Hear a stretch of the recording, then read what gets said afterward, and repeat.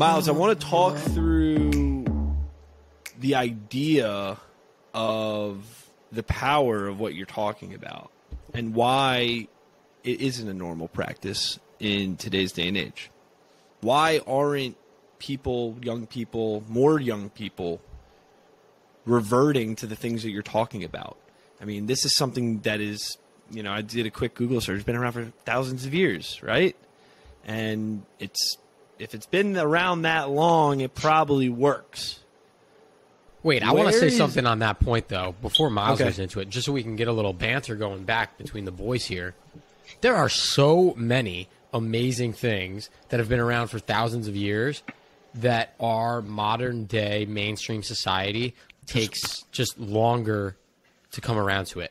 And I'm going to give a silly example, but sushi. Sushi was like one of the oldest forms of cuisine from Japan. Kept them super, super healthy.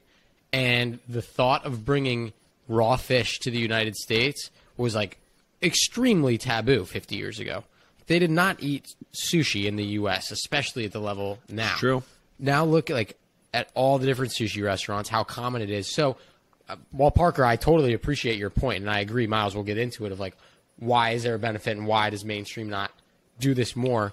But it's also like, there are so many hidden gems that I think people so quickly put the kibosh on because it seems weird or foreign or old or confusing, yet many people can benefit from some of these things. I'm actually reading a book right now.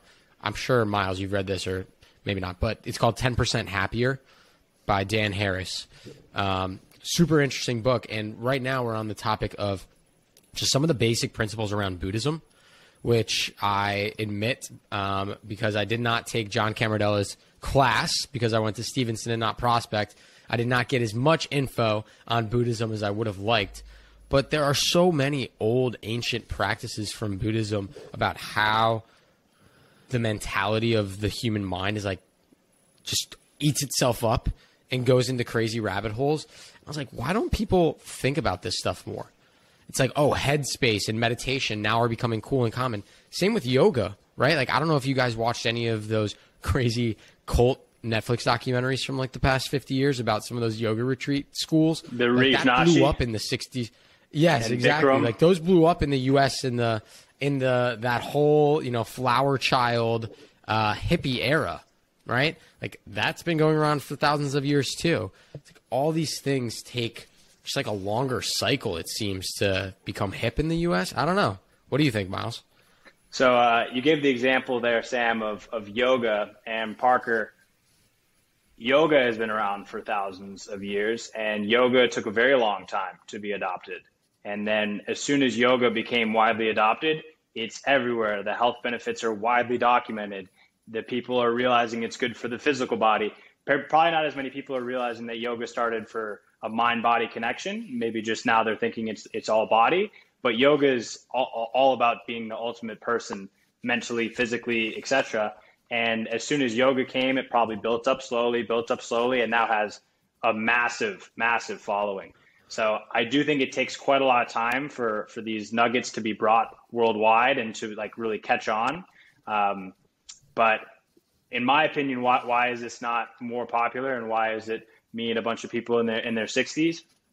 I think it's I think it's honestly just because there's so much noise and there's so much information out there, and you're just constantly being bombarded with different information and different programming from news outlets, from how society is more or less functioning. And it just gets lost alongside all the different noise. So if a social media thing comes out and you realize, wow, Snapchat, I can send this message, or wow, Instagram, I can see all of my different friends, or a TikTok video is 8 seconds or however long it is, I could see LeBron James do a funny dance. That's probably more intriguing, and they're built on psychological principles to get you addicted. People are naturally going to gravitate more towards a TikTok than they are towards a book on Buddhism or a book on fill in the blank. So I think our society is more or less, with the technology revolution, getting programmed more and more to be technology addicts as opposed to like seekers or wanderers or adventurers. I totally understand what you're saying there, and it's like the idea of instant gratification. It's 100%. We're in the instant gratification day and age, and it probably will get more instant and more instant as we grow older. And I was also thinking, it's hard to meditate. It's hard to be good at yoga. It's hard to be mindful. It's hard. It's difficult. And I think that deters people too. I talk to my sister all the time about meditation. She knows it would be great for her. But she's like, I try and I sit there and I just don't know how to do it. It's hard. It's difficult. I don't know what I'm doing. I keep losing my train of thought. Is that maybe the reason why it's deterring people? That's a really good point. And I think any good habit takes a longer time to adopt than an easy bad habit. An easy bad habit is easy. You can naturally gravitate towards it. You know you're probably not going to feel a ton of fulfillment from watching a TikTok video, but it's easy. Like you woke up, the first thing you do is check your phone, you're looking at your text message. It's easy to just naturally go like, I'm curious what's going on Instagram or TikTok. Not as easy to decide that you're waking up at 5:30, that the first thing you're going to do is meditate. The second thing you're going to do is go run 5 miles. The third thing you're going to do is have the habit of reading for an hour. And now your morning routine went from 5:30 to 8, and you're well set for a really solid foundation of a day. The easier routes are the common, more comfortable routes to take, but the routes that are more nourishing and fulfilling, you need to really be intentional about those. And when you have the proper intention, or when the student is ready, the teacher will appear. Like all of the information is out there, and you'll naturally go and gravitate and find the right content. So I'm not surprised that I'm hearing that your sister is having a tough time meditating. I think that's very common. I had a tough time meditating. I was freaking 11. Like I didn't know what I was doing.